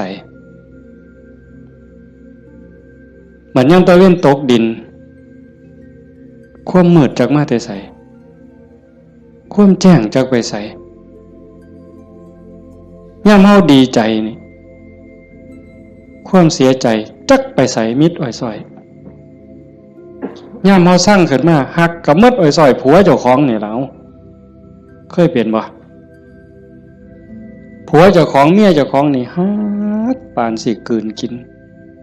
แพงกับแพงแต่บัดย่ำสร้างมาแล้วบ่โธ่หักจักไปใส่จนขากันตายแล้วเว้ยเห็นบ่อยู่น้ำกันจังสิบัดเป็นตาหักเกินมากกับเป็นตาหักบัดเป็นตาสั่งกับเป็นตาสั่งจังว่าใจเฮามันได้เกิดขึ้นได้เทื่อละอย่างเทื่อละอย่างแล้วเฮาใส่อีหยังเกิดขึ้นกับใจเฮาบัดนี้ผู้มีธรรมก็อยากให้ความดีเกิดความดีใจความภูมิใจจิตที่มีเมตตาต่อกันหวังดีต่อกันอนุโมทนายินดีนำในเมื่อผู้อื่นเขาได้ดียามเมื่อคนอื่นเขาทุกข์ยากลำบากซอยเหลือบ่ได้ก็ให้มีอุเบกขาให้ถือว่าเป็นกรรมของสัตว์พอซอยเหลือได้ก็ซอยเหลือคันเฮาจอบเบิ่งจังซี่ใจเฮามีอีหยังเกิดขึ้นปั๊บก็ฮู้จักคืออาตมาบอกตอนกลางๆนั่นว่าคิดปั๊บฮู้ปั๊บคิดปั๊บฮู้ปั๊บอันคือเฮ็ดให้มันว่างแต่คันเฮาจอบเบิ่งมันมีอีหยังเกิดขึ้นก็ฮู้ให้มันเป็นเรื่องบ่ดีบ่งามก็บ่ทรงบ่บวกบ่ทรงมันต่อบ่ร่วมคิดกับมันบ่ร่วมขบวนการกับมันเฮาจะเห็นซ่อมเบิ่งกันจากฮู้ว่าเจ้าของเป็นคนแนวใดก็จอบเบิ่งใจเจ้าของนี่เป็นคนขี้อิจฉาบ่เป็นคนขี้โลภบ่เป็นคนขี้โกรธบ่เป็นคนขี้น้อยใจบ่ญาติโยมต้องซ่อมเจ้าของด้วยบัดนี้ผู้เฮ็ดมาแล้วก็สาธุผู้บ่ทันเคยเฮ็ดก็ลองสังเกตเวลามันบ่พอโยมประเด็นสุดท้ายสิเว้านำเนี่ยเวลาของชีวิตเฮาเหลือน้อยผู้บางคนเข้าวัดมา10 ปี20 ปี30 ปี40 ปีผู้บางคนหลายกว่านั้นลองเบิ่งมันเทียบเบิ่งวันเวลาที่เฮาเข้าวัดเข้าว่าปฏิบัตินำครูบาอาจารย์นับเงินทำบุญกันหลายแสนลองเบิ่งเด้นับเงินที่เฮาบริจาคทำบุญหน่อยแน่หลายแน่นี่เวลา20 30 40 ปีนี่มันเป็นแสนแล้วคันบริจาคเทื่อละ100เทื่อละ20เนี่ยเข้าหมดจักเหล้าตั้งแต่ใส่บาตรตั้งแต่ไปจังหันจังเพ่นเข้าห้อหมดจักเหล้าเอาผ้าเอาสาดเอาหมอนถวายวัดหมดไปหลายปานใดคันเราถึงแง่เป็นบุญแง่ความภูมิใจนี่โยมก็ภูมิใจบ่คักเอาตัวนี้มาเป็นปีติจูงจิตให้เกิดความสงบก็ยังได้เป็นบุญได้เป็นจาคานุสติเนี่ยนำพาจิตไปสู่ความสงบได้อันนี้คือแง่ของบุญก็เป็นที่เพิ่งให้จิตให้ใจอย่างมหาศาลเลยล่ะไปแต่คันว่าถึงแง่ของการพัฒนาเป้าหมายของพุทธศาสนาในขณะที่เสียเงินไปหลายแสนแล้วหมดเงินไปหลายแสนแล้วหมดเข่าไปหลายเหล่าแล้วยกใจขึ้นบ่ใจเฮายกขึ้นได้ส่ำใดความโลภลดลงจักหน่อยบ่ความโกรธลดลงจักหน่อยบ่ความแข็งดีแข็งเด่นลดลงจักหน่อยบ่หือไปวัดแห่งแต่ไปผิดกันอยู่วัดขาดทุนได้นี่ครูบาอาจารย์มีสื่อมีเสียงลังเทื่อก็สิไปญาติกันเป็นที่หนึ่งมันมีอยู่เรื่อยเห็นอยู่หลายหมองโดยเฉพาะโยมฝ่ายอุบาสิกาเฮ็ดหยังก็อยากถวายหลวงพ่ออยากให้หลวงพ่อฉันของเจ้าของใส่ของเจ้าของผู้นี้เฮ็ดอยู่แล้วมีผู้ใหม่มามีการแข่งกันขาดทุนนี่ตัวนี้คือขาดทุนลอดพื้นบ่แม่นขาดทุนธรรมดากิเลสมันบ่ได้ย่อมเฮาเด้ไม่ออกสังเกตเด้อย่าเชื่ออาตมานำ แม่ได้พระเถอะเพราะฉะนั้นหลวงปู่ชาบ่ได้ถีบพระดอกเนาะได้ไปหนวดหลวงปู่แล้วว่าเจ้าของคักหลวงปู่เพิ่นฮู้จักความคือเลยถีบเลยหงายหลังตึงยังจังได้คิดเห็นบ่นี่คือครูบาอาจารย์เพิ่นสอนให้เห็นจิตตัวนี้โยมคันบ่เห็นจิตตัวนี้นี่ง่มเศร้าอีกโดนเติบเยจิตตังสัญญเมสันติโมขันติมานะพันธนาถ้าบุคคลใดจะพึงตามดูจิตบุคคลผู้นั้นจะพ้นจากบ่วงแห่งมารคันเห็นใจตัวนี้นี่เขาต้องการความสะอาดแม่นบ่ต้องการความสะอาดต้องการความบริสุทธิ์แห่งจิตแห่งใจเนี่ยมันจะเห็นคันบ่จังซั่นเข้าข้างเจ้าของเสยเด้มันมาที่หลังมันสิมาใหญ่กว่าเฮาได้จังใดมันสิมาเป็นที่หนึ่งได้จังใดผิดกันวัดแตกเว้ยมีเด้แนวนี้ก็ได้ขาดทุนเสียเงินเสียทองหาคืนใหม่ได้เด้หาเงินแสนเฮาก็ยังมีโอกาสสิหาพ่อโยมหาเงินล้านยังมีโอกาสสิหาพ่อเสียยังก็เสียได้แต่ว่าคันเสียเวลาเนี่ยเสียเลยเด้เสียเลยมีเงิน100 ล้านซื้อนาทีที่ผ่านไปกลับมาบ่ได้ซื้อนาฬิกาเลื่อนละแสนเลื่อนละล้านน่ะซื้อได้แต่ซื้อเวลาวินาทีเดียวก็ซื้อบ่ได้เฮาหายใจเข้าหายใจออกตอนนี้หมดแล้วก็หมดเลยบ่กลับคืนมาอายุเฮาก็หมดไปความตายก็ใกล้เข้ามาเวลาแห่งการเก็บเกี่ยวสัพพะธรรมเก็บกรรมบุญกุศลซักฟอกจิตใจให้สะอาดบริสุทธิ์มันหมดไปเรื่อยๆจังซั่นจังว่าเขาวัดเขาว่าประพฤติปฏิบัติขันบ่เข้าใจถึงสาระแก่นสารคำสอนของศาสนาเนี่ยบุญนั้นได้อยู่ดอกแต่มันบ่ทันปลอดภัยอย่างว่าพระพุทธเจ้าบ่ให้มาติดอยู่ที่บุญแต่เพิ่นให้เฮ็ดบุญให้สร้างบุญให้สร้างหลายๆแต่ว่าให้กายไปอีกสู่ความสะอาดบริสุทธิ์แห่งใจถ้ามันไปบ่ทันฮอดนั้นบ่ปลอดภัยเทวดาก็ตกสวรรค์ได้เห็นบ่จังซั่นจังว่าในเมื่อเฮามาสู่ขบวนการปานนี้โยมพอออกผู้เป็นเจ้าภาพก็ตั้งใจปานนี้เฮ็ดดีมาปานนี้ก้าวขึ้นไปอีกให้ก้าวขึ้นไปนี้ก่อนวันเวลาของชีวิตมันสิหมดให้พยายามเฮ็ดใจให้เป็นกลางๆหูได้ยินจมูกได้กลิ่นลิ้นได้รสกายได้สัมผัสก็เฮ็ดใจให้เป็นกลางๆสิปฏิบัติกับสิ่งที่มากระทบจากตาเห็นจากหูได้ยินจากจมูกได้กลิ่นลิ้นได้รสกายสัมผัสก็เฮ็ดด้วยสติอย่าให้รู้สึกว่าหักอย่าให้รู้สึกว่าสั่งอย่าเฮ็ดด้วยความสั่งอย่าเฮ็ดด้วยความดีใจด้วยความเสียใจอย่าเฮ็ดด้วยความหักให้จิตเป็นกลางกันเด้จังสิขันเฮ็ดได้จังสิมันอ่อนซ่อนเจ้าของเด้อาตมาก็เฮ็ดบ่ทันได้ก็ยังพยายามอยู่ก็จังว่าส่วนญาติส่วนโยมเฮ็ดไปพร้อมๆกันคันบ่จังซั่นน่ะมันเสียเวลาเสียดายเจ้าของ30-40 ปีหมดเงินก็หลายแสนหมดข้าวก็หลายเหล่าหมดเวลาในการทำมาหากินเงินที่มาบริจาคข้าวของที่มาทำบุญก็หมดไปแล้วเวลาล่ะคันเอาเวลานั้นที่มาอยู่วัดอยู่ว่ามาสร้างน้ำทำบุญไปหาเงินหาทองมันก็ต้องได้ตื่มกันอีกหลายเติบมันจักเท่าแต่ว่าเฮายอมเสียสิ่งนั้นเพื่อสิแลกเอาสิ่งที่ดีที่สุดสิ่งที่ประเสริฐที่สุดก็คือใจเจ้าของเนี่ยให้ได้ใจที่มีความสงบใจที่มีความร่มเย็นใจที่เต็มเปี่ยมด้วยความเมตตากรุณายินดีมุทิตากับผู้อื่นใจที่เป็นอุเบกขาโตสติความระลึกได้แล้วก็อุเบกขาตัวว่างจิตเป็นกลางจิตที่เฉยเป็นสิ่งที่เฮาควรจะหาให้มันได้หาให้มันพอให้มันเจอก่อนลมหายใจสุดท้ายสิดับลงไม่ออกให้มันพอจิตนี่ก่อนลมหายใจสุดท้ายสิดับลงเพราะนั่นคือพุทธะพุทธะคือความสะอาดจิตที่สะอาดจิตที่สว่างจิตที่สงบ สะอาดจากหักจากสร้างจากดีใจจากเสียใจจากได้จากเสียจากบวกจากลบ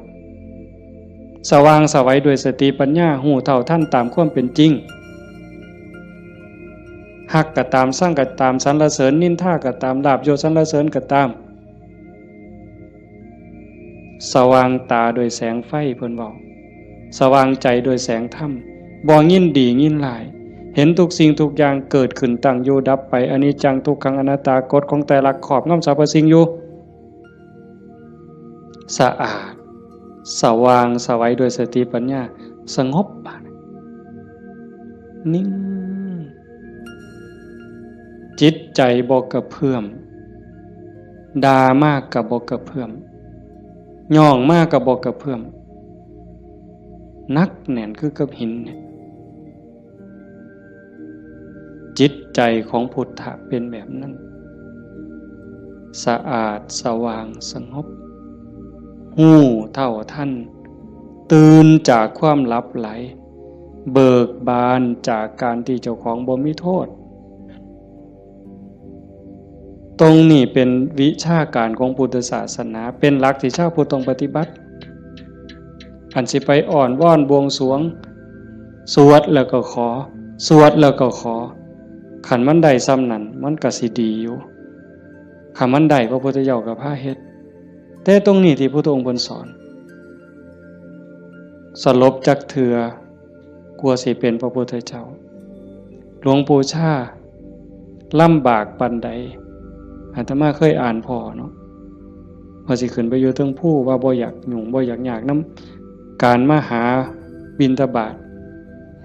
ไปอยู่เทิงภูก็ว่าสิเหี่ยวกินพุ่นเนาะเหี่ยวฉันพุ่นเนาะฝึกซ้อมจนปานนั้นบัดเป็นไข้เป็นหนาวไปอยู่กลางป่าก็บ่อยากให้ผู้พี่น้องยากนำก็ซ้อมมันสิใจขาดยามใดสิ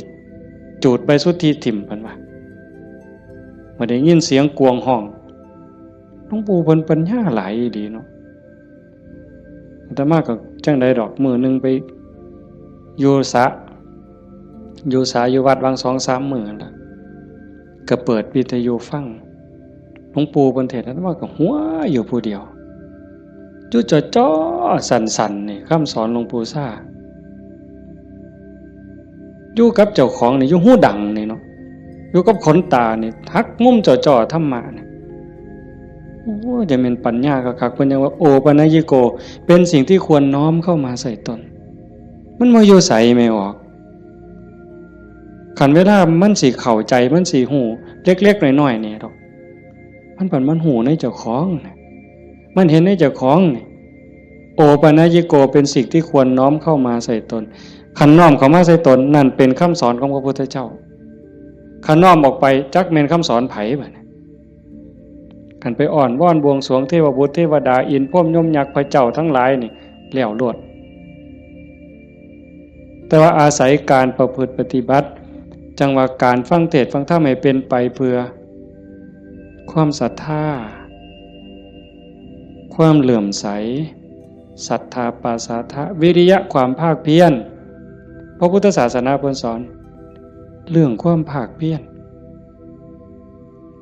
วิริยะนะทุกขมัจเจติเฮาสิล่วงทุกข์ได้ก็ย้อนความเพียรพยายามของเฮาเองผู้อื่นเฮ็ดให้บ่ได้คันเฮ็ดให้ได้มีผู้วิเศษผู้ศักดิ์สิทธิ์ครูบาอาจารย์เป่าให้เสกให้ผู้ใดสิเกินพระพุทธเจ้าบ่ออกว่าไผสิเกินพระพุทธเจ้าในโลกในจักรวาลเนี่ยคันมันเฮ็ดแทนได้ทำพิธีเฮ็ดให้ได้พระพุทธเจ้าเฮ็ดให้หมดมื้อเช้าย่างบิณฑบาตหัวแต่ว่ามันก็หาเรื่องอยู่เลยปีชงเพิ่นว่าปีนี้ปีชงส่งหยังส่งกาแฟ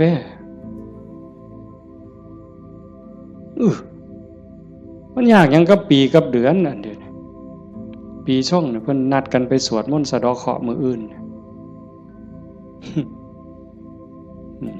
ทั้งศรีสะเกษพุ่นผู้ปีชงปีมะยังว่าไว้เฮาบ่เข้าใจปานใดดอก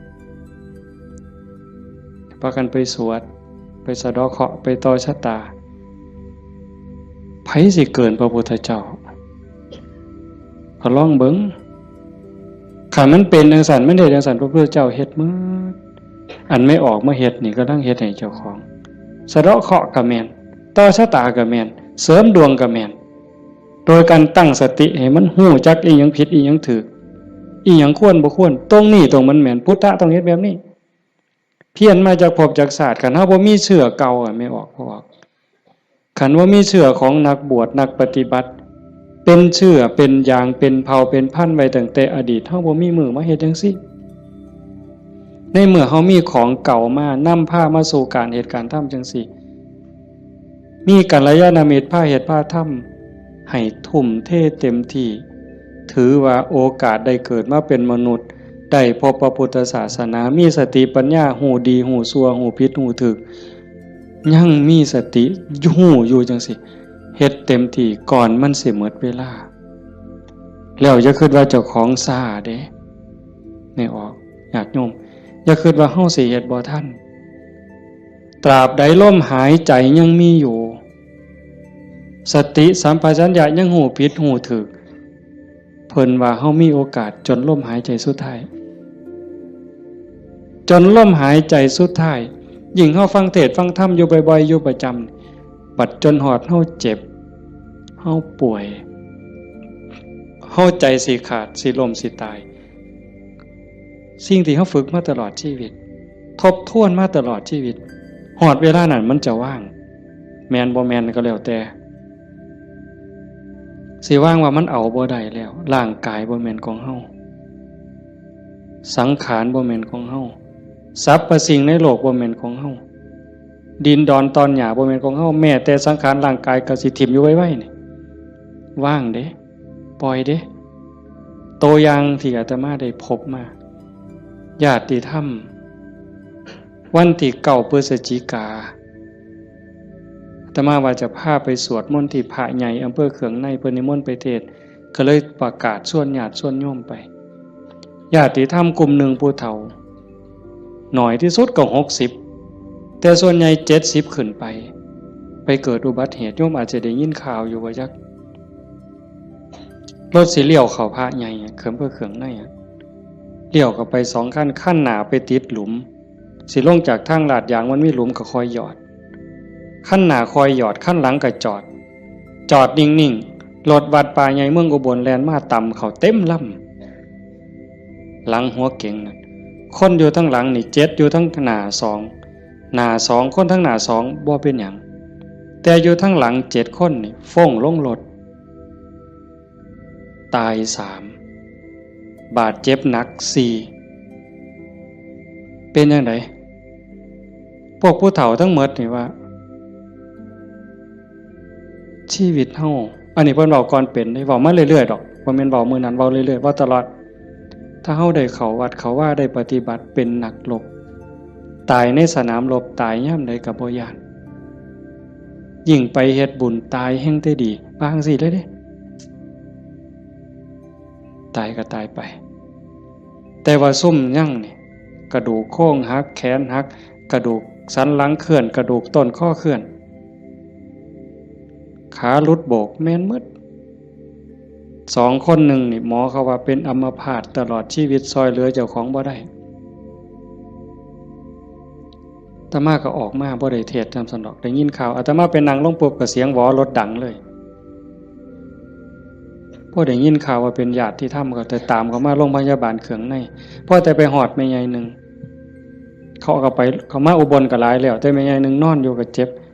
แขนหักหน้านี่ลอกหมดเลือดแดงพอแต่เห็นโอ้ยอาจารย์แขวหักเพิ่นว่าแขวเสียไปซ้ำเพิ่นว่าโอ้ยสร้างมันเถาใหญ่บ่ได้ซื้อเพราะบาทดอกแขวเพิ่นว่าเราก็ยังดีใจอยู่เด้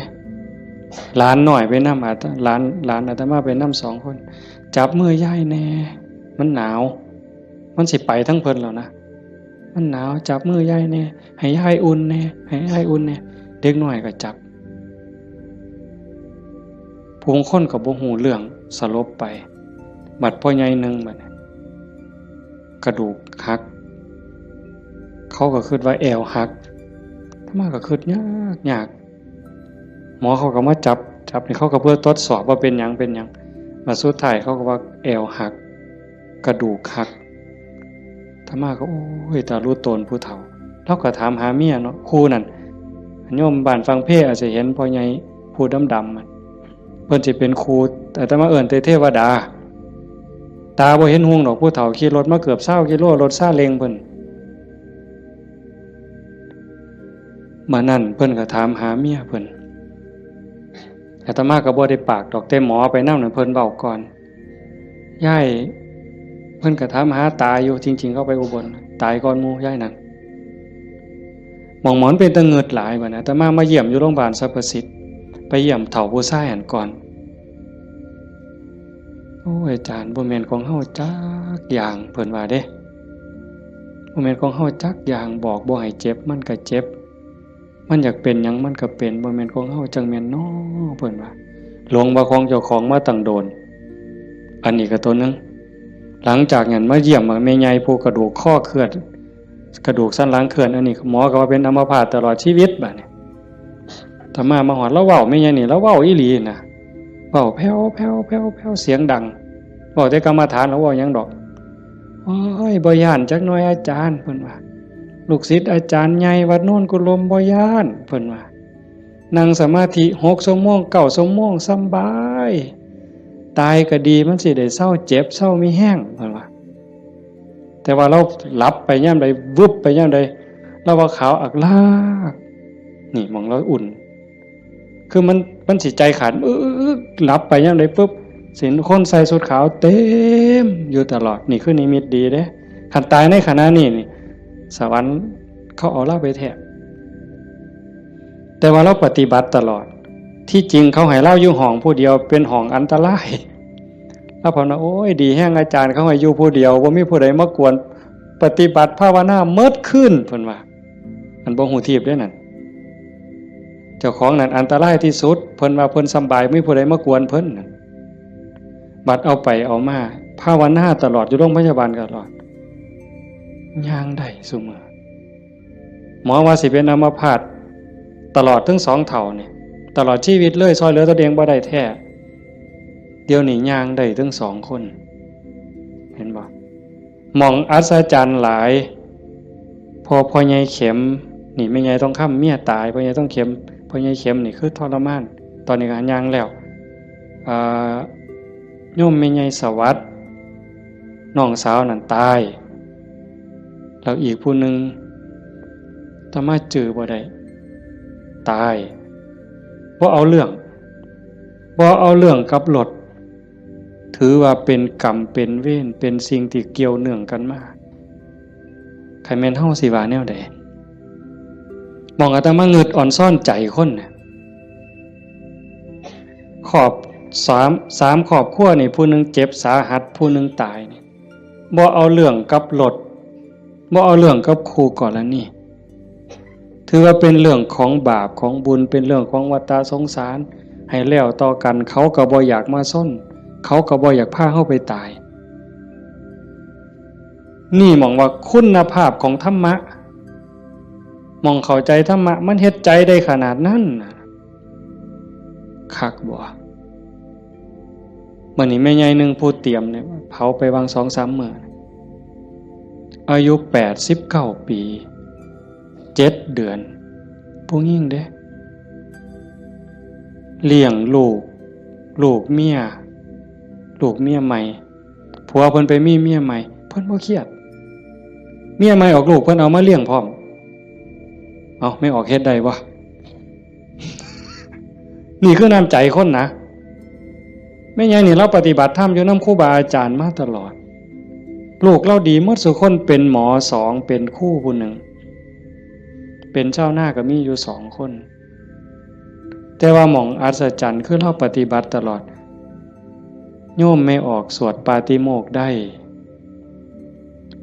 ที่พระเพิ่นลงปาติโมกข์นี่แม่ใหญ่น่ะเราสวดได้อาตมาสวดบ่ได้หม่องเป็นตะงึดหลายแต่ว่าเราตกศาลาเทื่อนึงย่างจงกรมมันมืดตกศาลาสมัยก่อนนั่นขาหักว่าซั่นเห็นบ่บัดมื้ออาตมาสิไปเยี่ยมอาตมาไปเทศน์ฟังทั้งครูขันก็เลยว่าสิกายไปทางนั้นลูกชายเพิ่น ว่าบ้านอยู่ทั้งนั้นก็เลยพาไปเยี่ยมลูกชายก็บอกว่าอาจารย์สิมาเยี่ยมแล้วลูกบ่ได้ตลอดแต่ว่าสติเราดีเด้เพราะแต่ว่าอาตมาสิไปเสียงรถเขาไปจอดแล้วลุกขึ้นมานั่งพอแต่มาไปนั่งลงแล้วก็กราบได้เท่าเดียวดอกก็นอนมันวิ่นหัวปานนั้นเราก็เว้าธรรมะโต้ตอบได้ทุกเรื่องสติบ่ขาดลูกหลานจักว่าเท่าใดมาเต็มเฮือนแล้วจำได้ฮอดซุมบ่นุ่งผ้าว่ามันชื่อหยังนิสัยมันดื้อบ่ดื้อแล้วฮู้ผู้นี่หมองลูกหลานไว้ย่าย่ายอยู่อีกเด้อโอ้ยมันทุกข์มันยากบ่อยู่ดอกอยู่น้ำหลานอีกแน่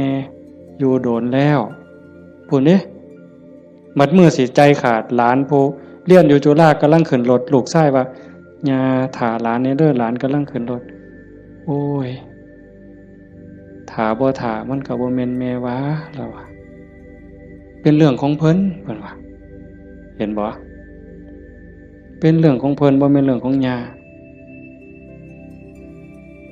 หมองคักหลายว่าแล้วตายนั่นแล้วนอนแต่แข้งข้างขวาเลียนแบบพระพุทธเจ้าเลยสติจำได้มือสิตายแล้วกินข้าว3เทื่อได้กินข้าวปกติเว้าได้ปกติเพียงแต่ว่านอนไปแล้วก็มาหลับเอาตอนมาดับไปตอนตี 4คนตายลูกนี่เป็นหมอ2แล้วก็หลานเป็นหมออีกผู้นึงมันบ่เข้าในทฤษฎีอะโยมพวกนี้อยู่นำคนตายมาตลอดลูกหลานสาวอยู่ห้องชันสูตรพลิกศพพร้อมคนตายเขาพิสูจน์ว่ามันจะเย็นไม่ไงนี่แล้วอุ่นบัดเนี่ยตายไปแล้วจากตี 4กว่าๆจนฮอด 5 โมงเช้าเอาเขาลงแล้วยังอุ่นอยู่แต่เฮ็ดจังได๋บ่ได้เพิ่นก็ลูกชายเพิ่นก็โทรมาถามอาจารย์สิว่าแนวใดแต่มาเลยว่าบ่ต้องฉีดยาเด้อสิฟื้นหรือบ่ฟื้นเฮาบ่คิดดอกแต่ว่าบ่ต้องฉีดยาก็บ่ฉีดอยู่จักมือหลายมือเติบ4-5 คืนพุ่นล่ะแต่มาก็บ่เจอบัดฮอดมื้อสิเผาบัดเนี่ยลูกชายเพิ่นก็โทรมาถามประมาณ3 โมงกว่าเนี่ยอาจารย์เฮ็ดจังได๋บัดเทื่อเปิดโลงออกมานี่หาแม่ยังอุ่นอยู่คือเก่าเนี่ยสิเฮ็ดแนวใดเพิ่นว่าโอ้อาตมาก็บอกบ่ถูกดอกโยมไขเบิ่งซะก่อนว่าซั่นแต่ว่าใส่เพิ่นใส่ตู้โรงเย็นอยู่แต่มันเย็นทั้งหลังนะอาตมาก็เลยว่าเอากันจัก 4 โมงก็จังถอดปลั๊กออกเบิ่งเด้อถอดปลั๊กออกเบิ่งเพื่อให้มันปรับสภาพเพราะว่าตัวเย็นนี่มันอาจจะเป็นจากเครื่องใส่ไฟฟ้าหอดประมาณเฮาจะออกประมาณบ่ายโมงก็หากะลามันอุ่นมันยังอยู่ก็จังว่ากันอีกเทื่อนึงบัดสุดท้ายก็แม่นหมดอยู่ดอกเพิ่นว่าอาจารย์ประมาณเที่ยงนี่เพิ่นโทรมาก็บ่เย็นปานใดแต่ว่าย้ายบ่แข็งเพิ่นว่าเย็นอยู่แต่ว่ามันบ่แข็งคือทั่วไปคันจังซี่ก็หมดไปตามธรรมชาติก็เฮ็ดไปเด้อคือที่เว้าให้โยมฟังนี่หมายความว่าอย่าให้เราปฏิบัติมาตลอดจิตใจเราดีแล้วงามบ่เคยด่าไผจักเทื่อลูกว่าลูกเมียใหม่เขาผัวก็อยู่นำเมียใหม่นี่เอาลูกมาเลี้ยงแล้วก็ป้อนข้าวทอกันนี่เลี้ยงซ่ากันป้อนปลาป้อนข้าวก็บ่ให้ลูกเจ้าของคำใหญ่กลัวเด้คำทอกันอาบน้ำให้ก็คือกันสอนก็คือกันฮักทอกันใจคนน่ะมันจังว่าคันมันได้ฝึกได้ฝนมันมีธรรมมันก็สุดยอดอยู่นี่โยมพ่อใหญ่พาเฮาประพฤติปฏิบัติเฮ็ดงานจังซี่เฮามาประพฤติปฏิบัติสูงสุดก็เพื่อยกจิตยกใจเด้อสรุปตรงนี้เด้อบุญนั่นเป็นของตายจังได๋เฮาก็ได้เต็มที่อยู่แล้วแต่สิ่งสำคัญน่ะให้ยกจิตยกใจเจ้าของให้มันสูงขึ้นจากอำนาจของความโลภความโกรธความหลงความอิจฉาริษยาอาฆาตพยาบาทจองเวรน้อยเนื้อต่ำใจเฮาสิเอาชนะมันได้เฮาสิสูงขึ้นกว่าอำนาจของกิเลสได้ย้อนโยมสังเกตใจเจ้าของย่ามตาเห็นหูได้ยินจมูกได้กินลิ้นได้รสท่านเฝ้าไปเสื่อมันอย่าไปหักไปสร้างน้ำมันนิ่งแล้วสังเกตความรู้สึก สังเกตความคิดสังเกตความรู้สึกถ้ามันเอียงไปทั้งโลภหลายก็บอกว่าเจ้าของนั้นขี้โลภหลายอยู่ค่อยถอนออกหัดบริจาคหัดแบ่งหัดปันถ้ามันโกรธหลายเห็นอันใดผิดหูผิดตาแล้วงุดงิดห้นหวยขึ้นเป็นตาสร้างขึ้นมาหูจากมันปรับแล้วก็หูจากเมตตาเขาก็คือเฮานั่นล่ะเขาบ่ทันหูเขาจึงเป็นจังซั่นหูจักให้อภัยฝึกไปคอยยกระดับดวงจิตขึ้นมาให้เข้าใจว่าพระพุทธเจ้าบ่ได้สอนให้เฮาทุกข์พระพุทธศาสนาสอนให้เฮาพ้นทุกข์โกรธก็คือทุกข์โลภก็คือทุกข์หลงก็คือทุกข์เป็นเหตุให้ทุกข์เฮาก็ต้องดับเหตุมันเฮ็ดให้จิตใจเป็นกลางๆฮักผู้อื่นคือฮักเจ้าของหวังดีต่อผู้อื่นคือหวังดีต่อเจ้าของนั่นจิตใจเฮาจะดีขึ้นงามขึ้นมื้อนี้สมควรแก่การเวลาใส่เวลามาหลายเติบชั่วโมงหนึ่งกับ40กว่านาทีเนาะสมควรแก่การเวลาท้ายที่สุดก็ขออนุโมทนาสาธุกับญาติโยมผู้เป็นเจ้าภาพผู้เป็นเจ้าของสถานที่และก็ญาติธรรมที่มาจากที่ไกลมาร่วมประพฤติปฏิบัติบำเพ็ญบุญบำเพ็ญกุศลยกระดับดวงจิตดวงใจของเจ้าของให้สูงขึ้นงามขึ้นท้ายที่สุดก็ขออาราธนาอ้างอิงเอาอำนาจแห่งคุณพระศรีรัตนตรัยคุณของพระพุทธเจ้าพระธรรมพระสงฆ์และอำนาจแห่งบุญกุศลคุณงามความดีที่มีทั้งหมดทั้งมวลในสากลและจักรวาลจงหลอมร่วมเป็นตบะเป็นเดชะเป็นพลวะปัจจัยอำนวยหนุนส่งให้ญาติโยมสุขสุขคนจงเป็นผู้แกล้วกล้าอาจหาญร่าเริงในการสร้างบุญสร้างกุศลสร้างคุณงามความดีให้ยิ่งขึ้นไปให้เป็นผู้เจริญงอกงามในจตุรพิธพรชัยคืออายุวรรณะสุขภาละปฏิภาณธรรมสารสมบัติให้เป็นผู้มีสัมมาทิฏฐิมีโอกาสประพฤติธรรมปฏิบัติธรรมให้ได้เข้าถึงธรรมที่บ่ทันได้เข้าถึงได้หูแจ้งธรรมที่บ่ทันได้หูแจ้งจนสามารถนำตนให้พ้นทุกข์ปรารถนาสิ่งหนึ่งประการใดหากเป็นไปโดยชอบประกอบโดยธรรมก็ขอให้ความหวังความปรารถนานั้นจงสำเร็จทุกประการมีความสุขกายสุขใจโดยทั่วกันทุกท่านทุกคนเทอญ